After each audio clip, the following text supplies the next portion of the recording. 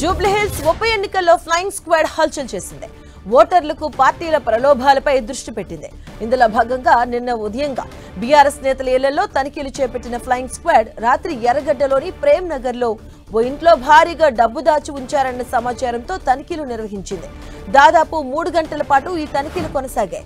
జూబ్లీహిల్స్ ఉప ఎన్నికల్లో ఓటర్లకు పంచడానికి డబ్బులు ఉంచారన్న అనుమానాలు వ్యక్తమయ్యాయి. ఓటర్లకు పంచేందుకే ఆ డబ్బులు తీసుకొచ్చినట్టు బీఆర్ఎస్ నేతలు ఆరోపించారు. ఇక ఆ ఇంటి దగ్గరకు చేరుకున్న బీఆర్ఎస్ నేతలు ఆందోళన చేపట్టారు. అయితే ఫ్లయింగ్ స్క్వాడ్ తనిఖీల్లో డబ్బులు దొరకలేదు.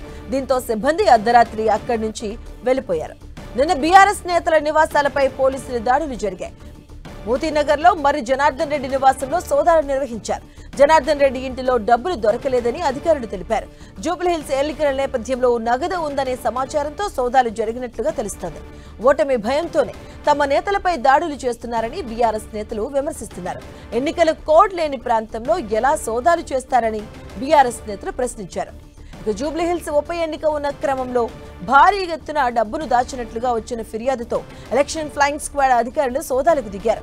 నవంబర్ 11న పోలింగ్ ఉన్నందున ముందస్తుగా అధికారులు సోదాలు నిర్వహిస్తున్నట్టుగా తెలుస్తోంది. ఇక సోదాల సందర్భంగా మరి జనార్దన్ రెడ్డి ఇంటి దగ్గర ఉద్రిక్తత పరిస్థితులు నెలకొన్నాయి.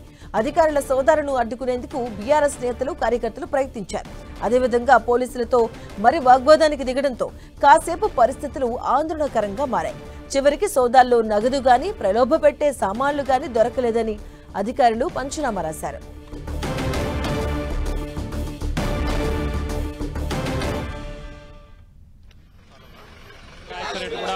ఇక్కడికి చేరుకోవడం జరిగింది. ఇక్కడ ఏం జరుగుతుందన్నది కొంత ఆసక్తి.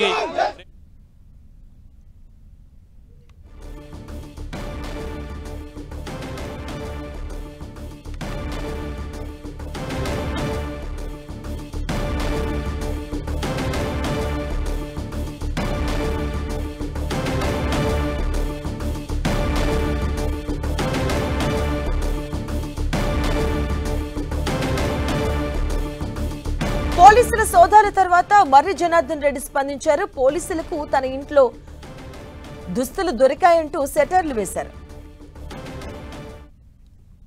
ఇవి దొరికినాయి, ఇగో ఇగో ఇక్కడే పోలీసులకు ఇవి దొరికినాయి అంటారు. ఇవి దొరికినాయి.